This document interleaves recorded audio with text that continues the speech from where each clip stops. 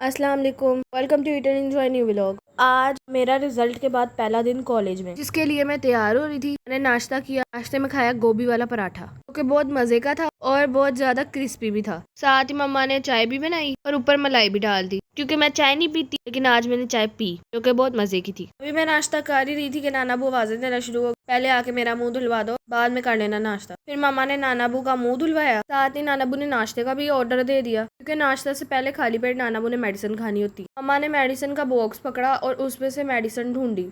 उन्होंने खाना था निक्सम कैप्सूल। कैप्सूल को खोला और फिर नाना बू को दे दिया। अभी मामा ने मेरा यूनिफॉर्म भी प्रेस करना था। मेडिसिन देने के बाद मेरा यूनिफॉर्म प्रेस किया। इतनी देर में पापा छत से पुदीना तोड़ के ले आए, जो कि बेचारा ऊपर अकेला रह गया, क्योंकि बाकी तो सारा कुछ तोड़ दिया और अभी सर्दियों की सब्जियां नहीं लगाई। फिर मैं कॉलेज के लिए तैयार हो गई। तो आज हमारे घर बनने हैं चिकन और दाल के भरे हुए करेले। दाल को हमने पहले भिगो के रख दिया और करेलों के अंदर भरने के लिए मसाले के लिए हमें चाहिए चिकन, दाल, प्याज, टमाटर और मिर्च। और करेले छील के उसको सिरका और लीमू का रस लगा के तो हमने रख दिया थोड़ी देर के लिए। उसको अच्छी तरह से धो के करेलों के छिलकों को फ्राई कर लेना है, दाल को ग्राइंड कर लेना और साथ ही चॉपर में चिकन, प्याज, टमाटर और मिर्चों को भी ग्राइंड कर लेना है। करेलों में से हमने बीज भी निकाल लिए हैं और अब हमारे करेले के छिलके भी फ्राई हो गए हैं। और जो जो हमने चॉपर में चॉप किया था सारा कुछ इसके अंदर ऐड कर देना है और उसको भी अच्छी तरह से फ्राई कर लेना है। चिकन को बॉईल करके उसको भी मैश करके तो उसको भी ऐड कर देना और साथ ही इसमें ऐड कर देने मसाले, नमक, मिर्च, हल्दी और सूखा धनिया। अब हमारा मसाला हो गया रेडी।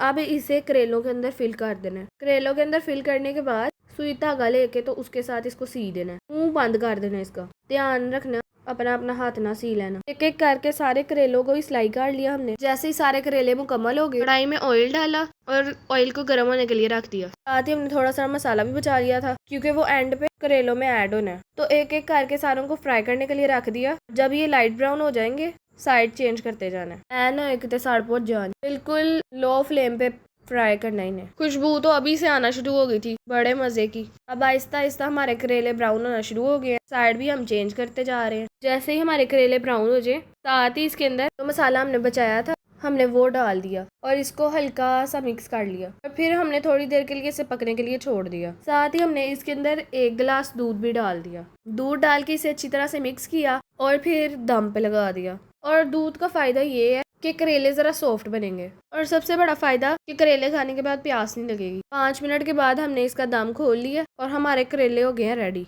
माशाल्लाह बहुत ही प्यारे बने हैं। और अब हम इसे एक एक करके प्लेट पे निकाल लेंगे, क्योंकि हमारे करेले तैयार हो गए। मेरी मम्मा के करेले तो इतने फेमस है। अभी थोड़ी देर पहले भी किसी आंटी का फोन आया था और कह रही थी कि मुझे करेले भेज दे। असल में वो कह रही थी कि करेले बना के खिला दे। मम्मा कहती मैंने आज बनाया है, मैं आपको भी भेज देती हूँ। और अब एक साइड से करेले का धागा खींचे, करेला खुल जाएगा, इसको रोटी के साथ खा ले। और फिर रात को हमारे घर हमारी मेड की बकरी आई, क्योंकि मेड की मम्मा घर नहीं थी तो वो अपने घर गई। वो वहां से इस बकरी को भी उठा लाई। मम्मा फलियां निकाल रही थी तो वो फलियों के छिलके खा रही थी। और ये है मेरी आपी की बेटी शान है, क्योंकि आज 2 मंथ की हुई है और ये बहुत प्यारी है, बिल्कुल परी जैसी है। उड़ने की कोशिशें भी कर रही है। इसी के साथ हमारे भी लोग को होता है डियर एंड मिलते हैं नेक्स्ट व्लॉग में। अल्लाह हाफिज।